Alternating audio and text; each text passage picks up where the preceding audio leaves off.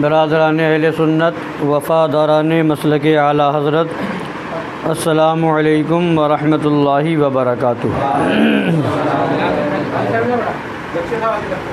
نحمدہ ونصلی ونسلم علی حبیبہ الکریم، اما بعد، فاعوذ باللہ من الشیطان الرجیم، بسم اللہ الرحمن الرحیم۔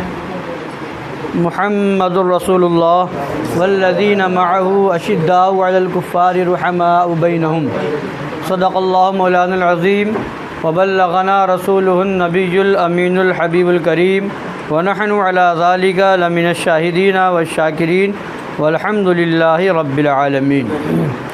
سنیم من نعرہ اللہ اکبر میزنم، دم زبو بکر و عمر عثمان و حیدر میزنم، قادریم نعرہ یا غوث اعظم میزنم، دم ز شیخ احمد رضا خان قطب عالم میزنم، رضویم من نعرہ یا اعلیٰ حضرت میزنم، دم ز شیخ حشمت علی خان فرد عالم میزنم۔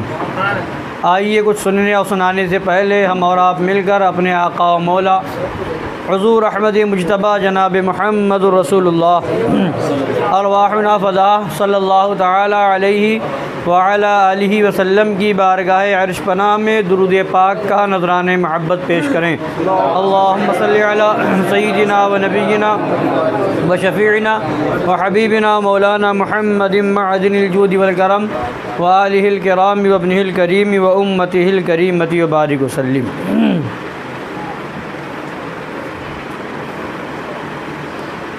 آج ہم اور آپ اس مبارک شب میں، یعنی رمضان المبارک کی 21ویں شب میں، جو یہ 21 رمضان المبارک سرکار مولائے کائنات شیر خدا فاتح خیبر رضی اللہ تعالی عنہ وارضہ عنہ کی تاریخ شہادت ہے۔ ہم اپنے آقا و مولا مولائے کائنات حلال المشکلات والنوائب، دفاع المعضلات والمصائب، حضرت سیدنا مولا علی شیر خدا رضی اللہ تعالی عنہ وارضہ عنہ کی بارگاہ عالی جاہ میں خراج عقیدت و محبت پیش کرنے کے لیے حاضر ہیں۔ اللہ تبارک و تعالی ہم سب کی حاضری کو قبول فرمائے اور سرکار مولا کے صدقے میں ان کی مشکل کشائی کے وسیلے سے ہم سب کی مشکلوں کو دور فرما دے، اور ساتھ ہی ساتھ مجاہد اہل سنت، جانثار مظہر اعلیٰ حضرت، مرید صادق حضور مشاہد ملت، مقبول بارگاہ شیر ہندوستان، محبوب خانوادہ حشمت حضرت علامہ مولانا سجاد رضا صاحب قبلہ حشمتی علیہ رحمہ کی بارگاہ میں بھی خراج عقیدت پیش کرنے کے لیے حاضر ہیں۔ اللہ تعالیٰ ان کے درجات کو بلند فرمائے اور ان کی قبر پر رحمت و نور کی بارش فرمائے، اور انہی کے طریقے سے، انہی کی طرح ہم سب کو سچا پکا حشمتی بنائے، سچا پکا سنی بنائے۔ حضرات گرامی، سرکار مولا مشکل کشا رضی اللہ تعالی عنہ کی شان میں سرکار اعلیٰ حضرت فرماتے ہیں، اصل نسل صفا وجہ وصل خدا، اصل نسل صفا وجہ وصل خدا، باب فصل ولایت پہ لاکھوں سلام، باب فصل ولایت پہ لاکھوں سلام۔ اصل نسل صفا یعنی صاف اور پاکیزہ نسلوں کی جو جڑ ہے، بنیاد ہے، وہ مولائے کائنات ہے۔ وجہ وصل خدا، خدا کی بارگاہ تک پہنچنے کا جو ذریعہ ہے، وہ مولائے کائنات ہے۔ باب فصل ولایت پہ لاکھوں سلام، جہاں ولایت کا دروازہ کھلتا ہے وہ مولا علی کی بارگاہ ہے۔ وہ شیر شمشیر زن، شاہ خیبر شکن، پر طوے دست قدرت پہ لاکھوں سلام۔ مولا علی نے واری تیری نیند پر نماز، اور وہ بھی نماز عصر جو سب میں اعلیٰ خطر کی ہے۔ حضرات گرامی، سرکار مولا رضی اللہ تعالیٰ عنہ کی شان اور ان کی عظمت ہم اور آپ کیا بیان کر سکتے ہیں؟ ہم ان کی عظمتوں کو سمجھ بھی نہیں سکتے، بیان کیا کر سکتے ہیں؟ جن کی شان نبی بیان فرمائے، جن کی عظمت آقا بیان فرمائے کہ نبی فرمائے من کنت مولاہ فعلی مولا، جس کا میں مولا اس کے علی مولا۔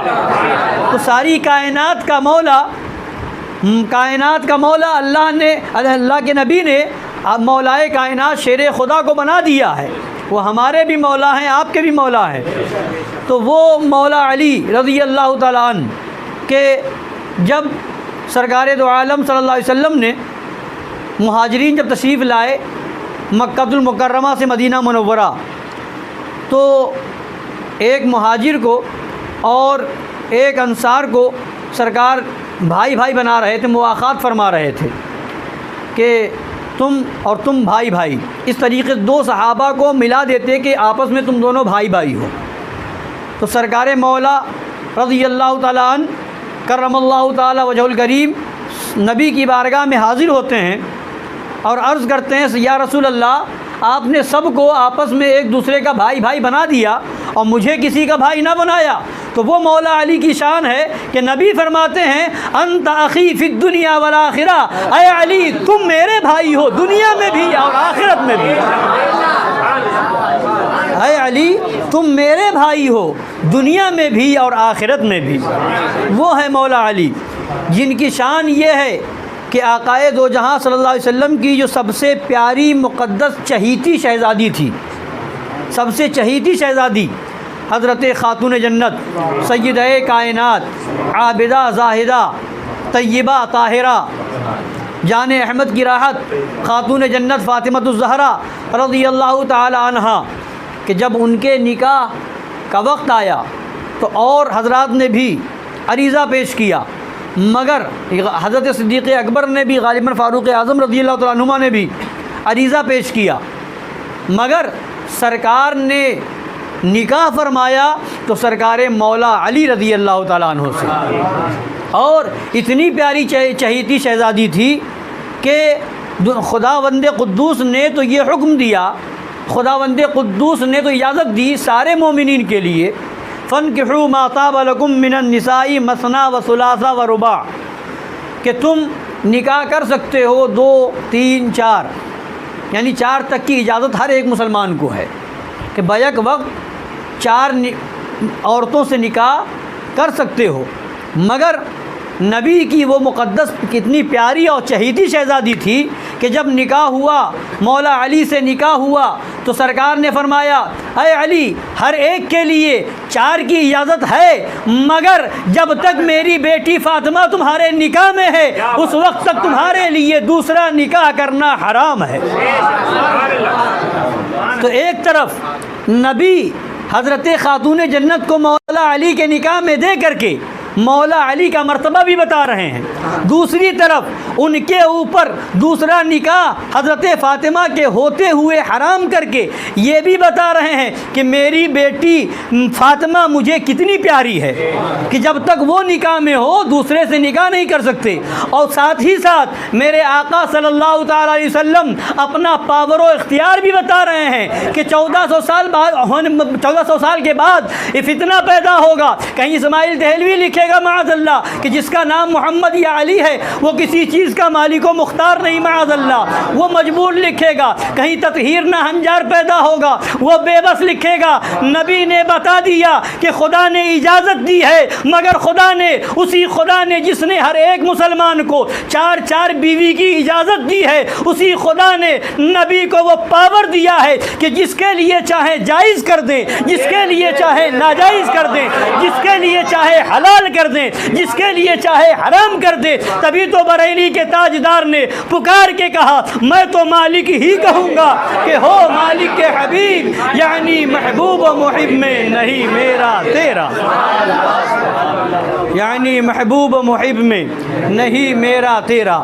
تو سرکار مولائے کائنات کی شان وہ ہے، اتنی بلند عظمت ہے کہ جب سرکار دو عالم صلی اللہ علیہ وسلم خانہ کعبہ کے اندر تشریف لے گئے اور 360 بت نصب کیے گئے تھے، دیواروں پر نصب کیے ہوئے تھے، لٹکائے ہوئے تھے، تو جو نیچے تھے ان سب کو تو گرا دیا، اور جو کعبہ کی چھت میں اوپر تھے ان بتوں کے لیے سرکار مولا علی نے عرض کیا یا رسول اللہ میرے کندھے پر سوار ہو جائیں اور چڑھ کر کے ان بتوں کو گرا دیں. تو سرکار دو عالم مالک کائنات جس کو بارے دو عالم کی پرواہ نہیں، ایسے بازوؤں کی ہمت پہ لاکھوں سلام.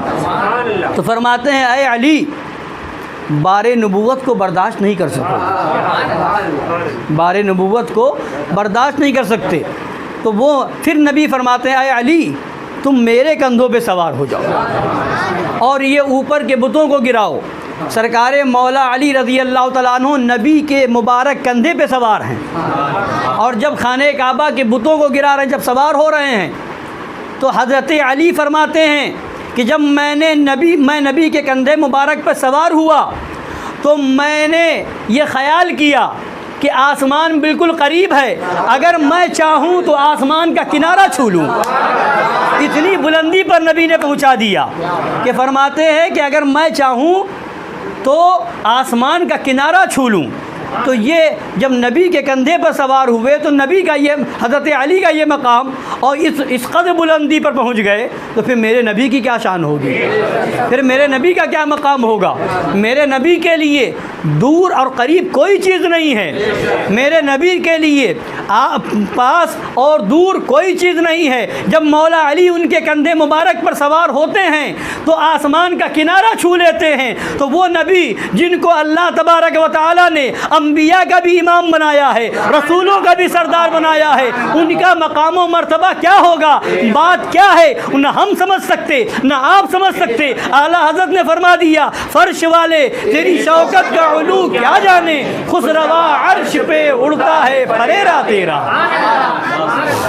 وہ سرکار مولا علی رضی اللہ تعالیٰ عنہ کہ نبی فرماتے ہیں انا مدینۃ العلم وعلی بابھا، میں علم کا شہر ہوں اور علی اس شہر کے دروازہ ہیں. نبی نے حضرت علی کو اس شہر علم کا دروازہ فرمایا، اور خود نبی شہر علم ہے. تو اب جو دروازہ ہو شہر علم کا، اس کے علم کا اندازہ کون لگا سکتا ہے. اور جب دینے والے نبی ہوں، پانے والے علی ہوں، تو پھر اعلیٰ حضرت سرکار فرماتے ہیں کہ سرکار دو عالم صلی اللہ علیہ وسلم کو پورا اختیار کلی تھا پوری کائنات میں ہر ایک چیز کے کرنے کا، تصرفات کا، اور وہ اختیار حضور نے مولا علی کو عطا فرمایا کہ دنیا میں جو چاہیں وہ عطا کریں، جس کو چاہیں عطا کریں، جسے چاہے ولی بنائیں، جسے چاہے عالم بنائیں، جسے چاہیں جو مرتبہ چاہیں وہ عطا فرما دیں، اور جس سے جو چاہیں وہ چھین لے. یہ سارا مرتبہ سرکار کی بارگاہ سے مولا علی کو عطا ہوا. تو وہ سرکار مولا کائنات شیر خدا رضی اللہ تعالیٰ عنہ جن کی نبی سے محبت کا بھی یہ عالم تھا کہ نماز، آپ نے بارہا واقعہ سنا ہے کہ نماز قضا ہو رہی ہے، سورج ڈوب رہا ہے اور نماز عصر نہیں پڑھی ہے، مگر مولا علی نے وہاں یہ ہمیں اور آپ کو درس دیا ہے کہ نماز بعد میں ہے، عشق رسول پہلے ہے. روزہ بعد میں ہے، عشق رسول پہلے ہے. حج بعد میں ہے، عشق رسول پہلے ہے. نبی کی تعظیم، نبی کا ادب، نبی کی محبت، یہ جان نماز ہے، یہ جان روزہ ہے، یہ جان ایمان ہے. اور اگر نبی کی بارگاہ میں بے ادبی ہو گئی، نبی کی بارگاہ میں توہین ہو گئی، نبی کی بارگاہ میں ذرا سی گستاخی ہو گئی، تو اب نماز تمہارے منہ پہ مار دی جائے گی، روزہ تمہارے منہ پہ مار دیا جائے گا، حج تمہارے منہ پہ مار دیا جائے گا، زکاتیں تمہارے منہ پہ مار دی جائیں گی. نبی کا عشق نہ ہو، نماز بیکار ہے، روزہ بیکار ہے، حج بیکار ہے، زکات بیکار ہے، جتنی بھی بظاہر نیکیاں کرو سب بیکار ہے. اور اگر نبی کا سچا عشق موجود ہے تو نماز بھی کام کی ہے، روزہ بھی کام کا ہے، حج بھی کام کا ہے، زکات بھی کام کی ہے. تو مولا علی نے اپنی نماز کو قضا کر کے بتا دیا کہ اے سنیو، اے نبی کا کلمہ پڑھنے والو، اے نبی کے دامن سے وابستہ ہونے والو، سب سے پہلا مرحلہ اگر کوئی ہے تو وہ نبی سے عشق کا مرحلہ ہے. اگر سب سے پہلی منزل اگر ہے تو نبی سے محبت کی منزل ہے. اگر اس میں اگر تم کامیاب ہو، اگر اس میں تم کامل ہو تو انشاءاللہ یہاں بھی بیڑا پار ہے، وہاں بھی بیڑا پار. تو نماز قربان کر کے بتا دیا کہ نبی کی شان کیا ہے. یہ جنہوں نے جو نماز لے کر کے آئے ان پر نماز قربان، جو روزہ لے کر کے آئے ان پر روزہ قربان.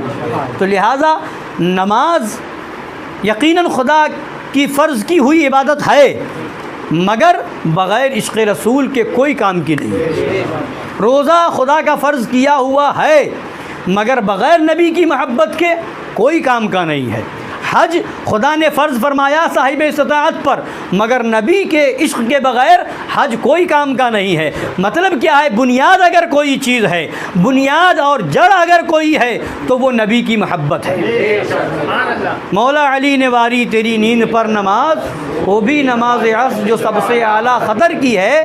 اور فرماتے ہیں بلکہ صدیق بلکہ غار میں جاں اس پہ دے چکے، صدیق بلکہ غار میں جان اس پہ دے چکے، اور حفظ جان تو جان فروز غرر کی ہے. فرماتے ہیں ادھر نماز قربان کی اور ادھر صدیق اکبر نے جان دے دی. جب غار میں تشریف لے گئے ہجرت کی رات، حضرت صدیق اکبر رضی اللہ تعالیٰ عنہ جب غار ثور میں تشریف لے گئے تو 3 دن 3 رات تک اس غار میں سرکار کے ساتھ صدیق اکبر رہے، اور وہاں سارے سوراخوں کو صدیق اکبر نے بند کر دیا. ایک سوراخ بچا تو اپنے الٹے پاؤں کا انگوٹھا وہاں پر لگا دیا. ایک سانپ تھا جو برسوں سے انتظار میں تھا کہ نبی تشریف لائیں گے، دیدار ہوگا. اس نے پہلے اپنے سر کو رگڑا، مگر صدیق اکبر بھی یہ وہ ایسے ویسے عاشق نہیں، زبانی دعوے دار نہیں تھے، وہ عاشقوں کے سردار تھے. کہ جس دن سے نبی نے فرمایا تھا، ایسے عاشق تھے کہ جس دن نبی نے فرمایا تھا کہ اے صدیق اکبر، اے ابو بکر، ایک وہ دن آئے گا کہ مکہ سے ہمیں ہجرت کر کے مدینہ جانا ہوگا، تو اس وقت ہمارے ساتھ تمہیں چلنا ہوگا. تو جب وہ رات آئی، حضرت سرکار دو عالم صلی اللہ علیہ وسلم صدیق اکبر کے وہاں تشریف لے گئے تو کیا دیکھا؟ صدیق اکبر جگ رہے ہیں اور انتظار کر رہے ہیں. تو نبی نے فرمایا اے ابو بکر، کیا تم سوئے نہیں؟ تو حضرت ابو بکر عرض کرتے ہیں یا رسول اللہ، جس دن آپ نے فرمایا تھا کہ تمہیں میرے ساتھ ہجرت کرنی ہے، یہاں سے جانا ہوگا، اس دن سے میں نے اپنے اوپر نیند کو حرام کر لیا ہے. کہیں ایسا نہ ہو، کہیں ایسا نہ ہو کہ نبی تشریف لائے اور میں سوتا ہوا ملوں. لہٰذا میں نے اسی دن سے انتظار شروع کر دیا، پتہ نہیں کب تشریف لائے اور کب جانا ہو. وہ نبی کے سچے عاشق یار غار سرکار صدیق اکبر رضی اللہ تعالیٰ عنہ. تو سانپ نے ڈس لیا، سانپ نے ڈس لیا. تو اب یہاں جب زہر پھیل گیا، تکلیف ہوئی، تو آنسو مبارک نکلے. سرکار دو عالم صلی اللہ علیہ وسلم نے اپنی چشمان مبارک کو کھولا اور فرمایا اے ابو بکر کیوں رو رہے ہو؟ کیا ہوا؟ ماجرا کیا ہے؟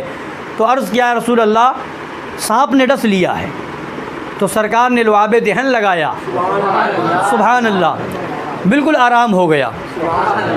تو اب بتانا یہ ہے کہ وہاں پر سرکار صدیق اکبر نے اپنی جان کی بازی لگا دی، جان دے دی، مگر یہ نہیں ہونے دیا کہ کوئی زہریلی چیز، زہریلی شے، زہریلا سانپ نکلے اور کہیں ایسا نہ ہو کہ نبی کو اذیت پہنچا دے.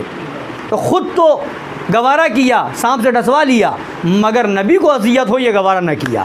تو اپنی جان کی بازی لگا دی. اور جان بچانا، فرماتے ہیں حفظ جان تو جان فروز غرر کی ہے. حفظ جان، جان کی حفاظت کیا ہے؟ جان فروز غرر کی. فروز غرر یعنی کہ جو فرائض ہیں، نماز، روزہ، حج، زکوٰۃ، یہ سارے فرائض ہیں. ان سارے فرائض کی جان جو ہے، جان کی حفاظت ہے. یعنی کہیں ایسا معاملہ آ جائے کہ کہیں نماز اگر آپ پڑھنے کھڑے ہو، کوئی کافروں کی بستی ہو، کہے کہ اگر نماز پڑھو گے تو تمہاری جان مار دیں گے. تو اب ایسی صورت میں معلوم ہو کہ جان ہماری چلی جائے گی، تو اب ایسی صورت میں شریعت رخصت دیتی ہے کہ اب وہاں نماز چھوڑ دیں، جان بچا لیں. کہیں شراب کسی نے تھما دی، شراب پیو، شراب سے بچنا فرض ہے، مگر کسی نے تھما دی، پیو، نہیں پیو گے تو ابھی گولی مار دیں گے. اب وہاں کوئی بچانے والا بھی نہیں، اب معلوم ہو کہ گولی مار دے گا. تو اب وہاں بچنا فرض تھا، شراب سے بچنا فرض تھا، مگر جب جان کی بات آ گئی اور شراب پینے کی بات آ گئی تو اب شریعت کہتی ہے شراب پی لو، جان بچا لو. تو شریعت تو پتہ کیا چلا کہ جان کی حفاظت اور فرائض سے بڑھ کر کے ہے. فرائض وہ بھی ہیں مگر ان سے بڑھ کر کے فرض یہ ہے کہ آپ جان بچائیں. تو ادھر مولا علی نے نماز قربان کی، وہ فرض ہے، اور ادھر جان بچانا فرض، اور یہ جان بچانا ایسا فرض جو اور فرائض سے بڑھ کر کے فرض ہے. تو صدیق اکبر نے وہ فرض ادا کیا، وہ فرض جو تھا حفظ جان کی حفاظت، وہ بھی نبی کے عشق میں، نبی کی محبت میں اس کو بھی قربان کر دیا. تو فرماتے ہیں صدیق بلکہ غار میں جان اس پہ دے چکے، اور حفظ جان تو جان فروز غرر کی ہے. اب آگے فرماتے ہیں ہاں تو نے ان کو نماز، تو نے ان کو جا انہیں پھیر دی نماز. ہاں تو نے ان کو جان، صدیق اکبر کو جان، انہیں پھیر دی نماز. یا رسول اللہ آپ نے انہیں جان عطا فرما دی. سانپ نے ڈس لیا تھا، لعاب دہن لگایا، جان آ گئی. یا رسول اللہ ادھر حضرت مولا علی نے نماز عصر قضا کی تھی، آپ نے اشارہ کیا، سورج واپس آ گیا، مولا علی نے نماز ادا کر لی، تو آپ نے انہیں نماز بھی لوٹا دی، انہیں جان بھی لوٹا دی. مگر فرماتے ہیں ہاں تو نے ان کو جان انہیں پھیر دی نماز، پر وہ تو کر چکے تھے جو کرنی بشر کی ہے. پر وہ تو کر چکے تھے جو کرنی بشر کی ہے. اب نتیجہ نکال کر کے سمجھایا، بتا دیا، ادھر نماز بھی قربان، ادھر جان بھی قربان. اب یہ منزل ہے تو اب پتہ کیا چلا نبی کا مقام کیا ہے. ثابت ہوا کہ جملہ فرائض فروع ہیں، ثابت ہوا کہ جملہ فرائض فروع ہیں. اصل الاصول بندگی استاجور کی ہے. اصل الاصول بندگی، اصل معنی ہوتا ہے جڑ، بنیاد، اور اصل الاصول ساری جڑوں کی جڑ، مین جڑ. اصل الاصول مین بنیاد، مین جڑ. اور فروع معنی جیسے آپ کسی درخت کا پتا لے لیجئے، درخت کی ٹہنیاں ہیں، درخت کے پھول ہیں، پتے ہیں، پھل ہیں، یہ سب فروع ہیں. جب جڑ نہ ہوگی تو کیا پھل ہوگا؟ جب جڑ نہ ہوگی تو کیا پتے ہوں گے؟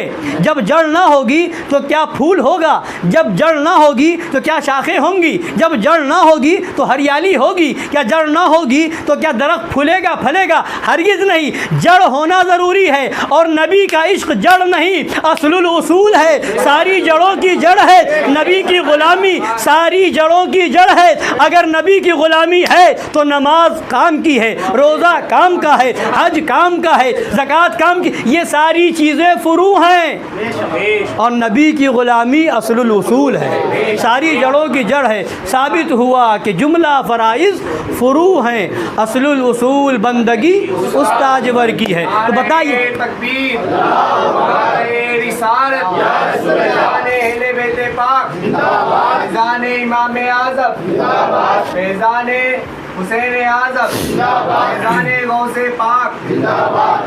تو سرکار کی غلامی، جب سرکار کی غلامی سب سے مین چیز ہے، مین بنیاد ہے، مین جڑ ہے، اصل الاصول ہے، تو اس کو مضبوطی سے تھامنا ہر ایک کی ذمہ داری ہے.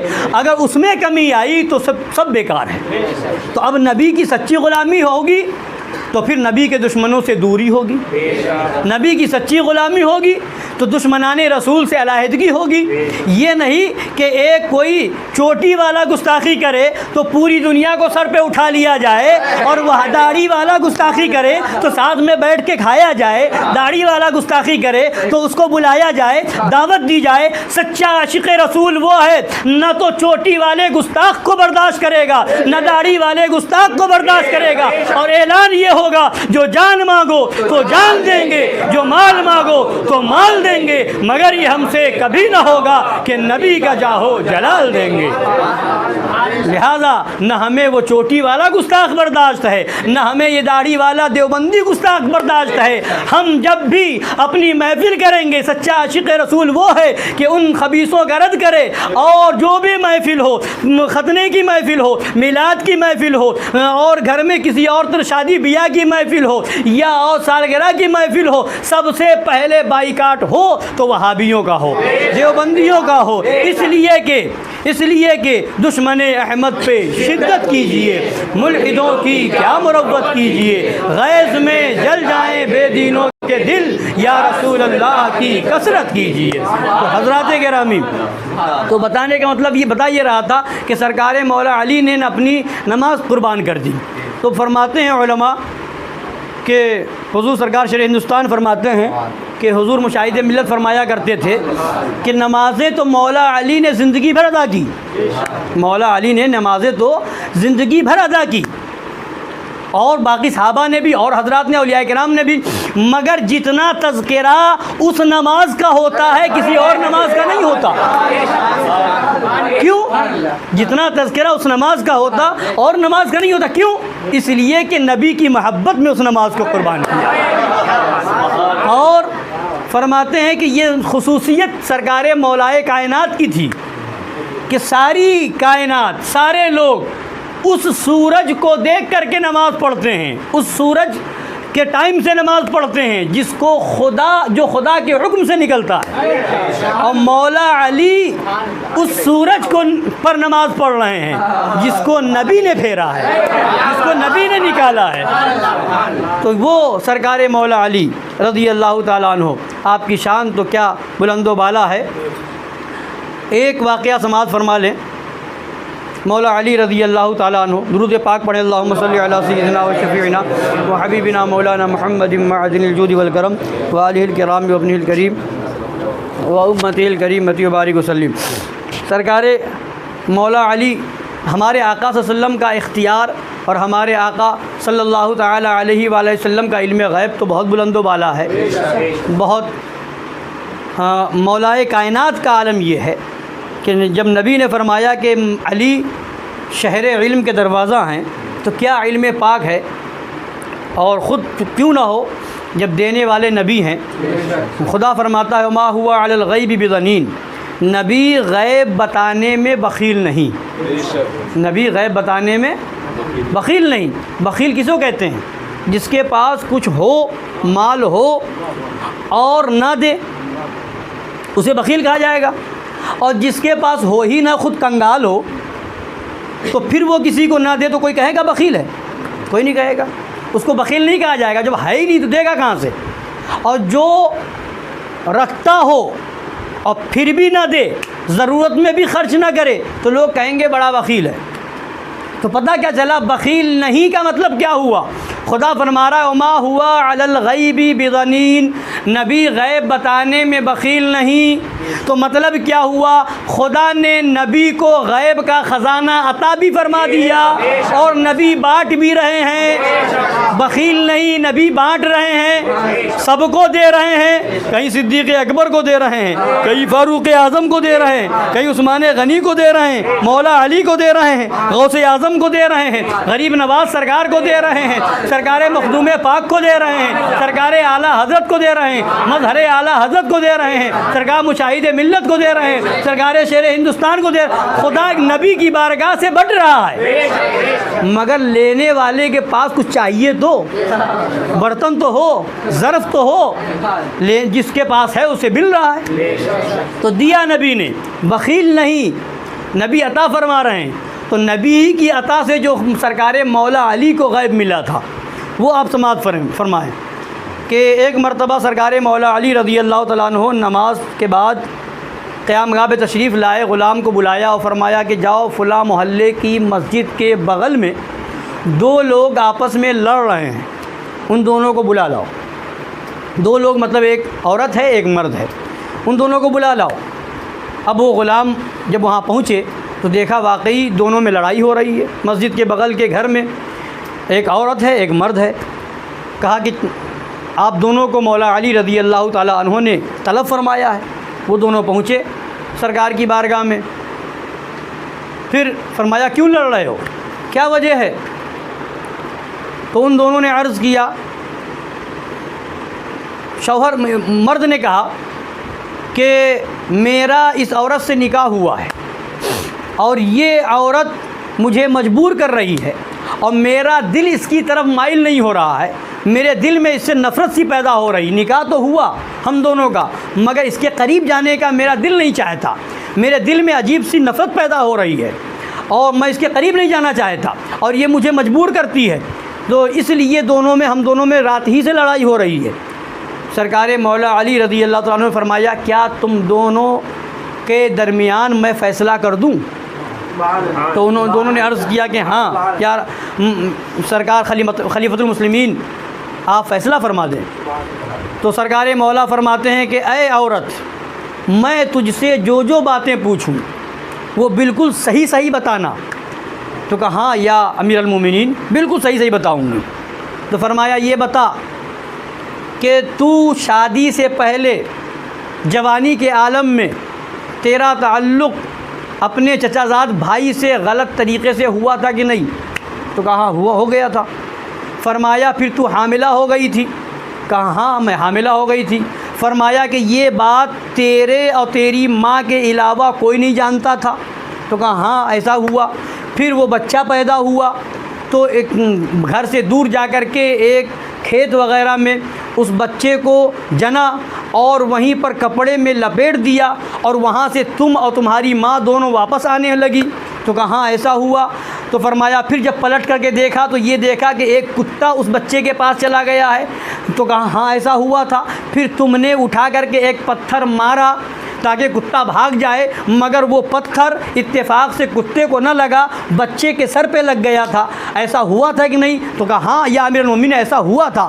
پھر اس کے بعد فرمایا کہ تم نے اور تمہاری ماں نے اس بچے کے سر پہ جب زخم لگا، خون بہنے لگا تو مرہم پٹی کی اور اس کے بعد پھر واپس آ گئے، ایسا ہوا؟ بچے کو چھوڑ دیا؟ کہا ہاں ایسا ہوا۔ تو سرکار مولا علی فرماتے ہیں کہ اے عورت، خدا کا شکر ادا کر کہ یہ بچہ کوئی اور نہیں ہے، وہی بچہ ہے جس کو تو نے جنا ہے، یہ تیرا شوہر نہیں ہے، یہ تیرا بیٹا ہے۔ دیکھ اس کے سر میں وہ نشان آج بھی موجود ہے، دیکھ اس کے سر میں، دیکھ اس کے سر میں وہ نشان آج بھی موجود ہے۔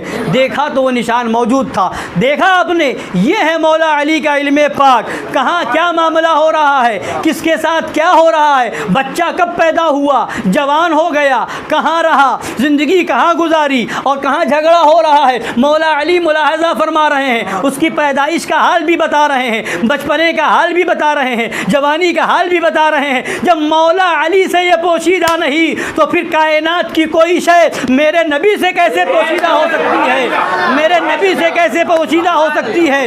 تو فرماتے ہیں سرکار اعلیٰ حضرت، اور کوئی غیب کیا تم سے نہاں ہو بھلا، جب نہ خدا ہی چھپا تم پہ کروڑوں درود۔ سر عرش پر ہے تیری گزر، دل فرش پر ہے تیری نظر، ملکوت و ملک میں کوئی شے نہیں وہ جو تجھ پہ آیا نہیں، ملکوت و ملک میں کوئی شے نہیں وہ جو تجھ پہ آیا نہیں۔ تو ساری کائنات آیا ہیں۔ تو یہ ہمارے آقا صلی اللہ علیہ وسلم کی بھی شان ہے، اور ہمارے آقا مولا علی کی یہ بلند و بالا شان ہے۔ اللہ تعالی ہم سب کو ان کا صدقہ عطا فرمائے اور ان کے فیوز و برکات سے مالا مال فرمائے۔ اور آج چونکہ اس محفل کی نسبت مجاہد اہل سنت حضرت علامہ سجاد صاحب قبلہ حشمتی علیہ رحمہ سے بھی ہے، اللہ تعالیٰ ان کی قبر پر رحمت و نور کی بارش فرمائے اور ان کے درجات کو بلند فرمائے، کیونکہ جو دن ہمیشہ دین و سنیت کے کام میں لگا رہے تو اس کا مرتبہ تو بلند ہوگا ہی۔ جو نہ دن دیکھے نہ رات، جو نہ صبح دیکھے نہ شام، نہ ٹھنڈی نہ گرمی نہ برسات، جہاں موقع لگا سنیت کے کام کے لیے نکل پڑے، نہ یہ فکر کہ گاڑی آ رہی ہے کہ نہیں آ رہی ہے، کبھی پیدل جا رہے ہیں، کبھی سواری سے جا رہے ہیں، کبھی کسی طرح سے جا رہے ہیں، جہاں جہاں ضرورت پڑی لوگ انہیں یاد بھی کرتے تھے اور لوگوں کے وہ کام بھی آتے تھے۔ سنیت کا جہاں معاملہ آتا، اور لکھنؤ جیسی سرزمین پر رہ کر کے سنیت کا کام کرنا ہر ایک کے بس کی بات نہیں ہے۔ پلپلوں کی بات نہیں کرتا، سلے کلیوں کی ہر جگہ جیسا ماحول دے کر ویسا ڈل جائے، مگر ڈٹ کر کے مسلک اعلیٰ حضرت کا جھنڈا بلند کرنا ایک مجاہد ہی کا کام ہو سکتا ہے۔ لکھنؤ جہاں وہابیت بھری ہوئی ہے، دیوبندیت بھری ہوئی ہے، جہاں ندوہ جیسا خبیثوں کا ادارہ موجود ہے، جہاں ہر طرف صلح کلیت پھیلی ہوئی ہے، تو وہاں پر جب کہیں جاتے تھے نماز جنازہ کا میٹر ہوتا تو وہاں کھلا اعلان کرتے تھے کہ وہ وہابی ہو، دیوبندی ہو، رافضی ہو، وہ نکل جائے، جس شہر میں وہابیوں کا نام لینا، زبان پر لانا لوگوں کو مطلب بہت دشوار ہو، وہاں پر صاف اعلان کرنا ایک مجاہدی کا کام ہو سکتا ہے۔ پھر وہ اس جیسے شہر میں جہاں ان خبیثوں نے جلوس محمدی پر پابندی لگا رکھی ہو، جلوس عید میلاد النبی پر پابندی لگا رکھی ہو، جس شہر میں 12 ربیع الاول کو یہ خبیث جلوس صحابہ نکالتے ہوں، نبی کی ایسی دشمنی کہ نبی کے نام کا جلوس نہ نکال کر کے یہ وہابی اور دیوبندی ندوہ والے جلوس صحابہ نکالتے ہیں، یہ نبی سے دشمنی نہیں تو کیا ہے؟ ایسے شہر میں انہوں نے حضرت علامہ مولانا سجاد صاحب قبلہ حشمتی علیہ الرحمہ نے جلوس غوثیہ کا آغاز کیا تھا۔ جلوس غوثیہ خود نکلوایا، کئی سال تک نکالتے رہے، کافی لوگ بڑھ گئے، خود بعد میں جا کر کے جب لوگوں نے کہا کہ اتنا بڑا جلوس ہو گیا ہے، لوگ کہیں اپنے نام سے نہ کرا لیں، تو پھر انہوں نے اپنے نام سے رجسٹرڈ بھی کروایا، رجسٹریشن بھی کروایا، تو ان کے نام سے بھی ہے۔ تو یہ ایک مجاہدانہ کام جو انہوں نے ادا کیا۔ اور اس کے علاوہ جہاں ضرورت پڑی، کبھی پیلی بھیت شریف میں ضرورت ہے، عرس کے ایام ہیں، آپ حضرات نے دیکھا بھی ہوگا جو لوگ وہاں گئے ہوں گے کہ کس طریقے سے وہ مہمانوں کا خیال رکھتے تھے، کس سرکار مظہر اعلیٰ حضرت رضی اللہ عنہ عرس پاک میں پہنچنے والوں کا کس طریقے سے خیال رکھتے تھے، لوگ ان سے رابطہ کرتے تھے اور وہ ان کا خیال بھی رکھتے تھے۔ اور اس کے علاوہ کانپور کی سرزمین ہو، عرس نیازی ہے، سرکار مظہر اعلیٰ حضرت رضی اللہ تعالیٰ عنہ کے داماد اور خلیفہ حضور علامہ ملک نیاز احمد صاحب علیہ رحمت و رضوان کا عرس پاک ہوتا تھا، تو ہر سال لکھنؤ سے کہیں بھی ہو تو وہ ہفتہ 10 دن پہلے وہ وہاں کانپور پہنچ کر کے سارا انتظام دیکھا کرتے تھے۔ یہ ساری اور سب کسی لالچ میں نہیں، سب محبت و خلوص میں۔ تو ایسا ان کے اندر خلوص بھرا ہوا تھا اور ایسی مطلب محبت تھی بزرگان دین سے، اور تسلب کا یہ عالم تھا اور کہ جہاں بھی پہنچے تو وہاں وہابیوں کا رد کیا، دیوبندیوں کا رد کیا۔ کوئی نہیں بتا سکتا کہ لکھنؤ جیسے شہر میں کہیں محفل ہو رہی ہو اور رد وہابیہ نہ کیا ہو۔ محفل ہو رہی ہو، جنازے کی نماز ہو، جمعہ کی نماز پڑھاتے تھے، وہاں رد کیا، وہابیوں کا رد کیا، دیوبندیوں کا رد کیا، صلح کلیوں کا رد کیا۔ احقاق حق اور ابطال باطل میں کبھی کسی سے کوئی سمجھوتا نہ کیا، سب کو بہتوں کو چھوڑ دیا۔ بہت پہلے تطہیری میٹر آیا، جب بھی حق کی بات آئی تو انہوں نے سب کو چھوڑ دیا، جب دیکھا تو حق کو دیکھا۔ یہ صدقہ تھا سرکار مشاہد ملت کا، یہ ان کے سچے مرید تھے، سرکار مظہر اعلیٰ حضرت کے سچے فدائی تھے۔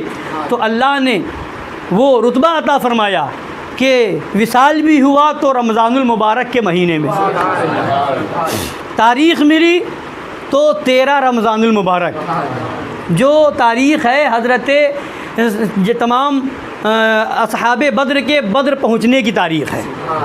سرکار تمام صحابہ کے ساتھ بدر کے میدان میں جو پہنچے تو وہ 13ویں شب تھی، رمضان المبارک کی 13ویں رات تھی، اور صبح کا وقت ملا جو سرکار دو عالم صلی اللہ علیہ وسلم کی آمد کا وقت ہے، وہ وقت ملا۔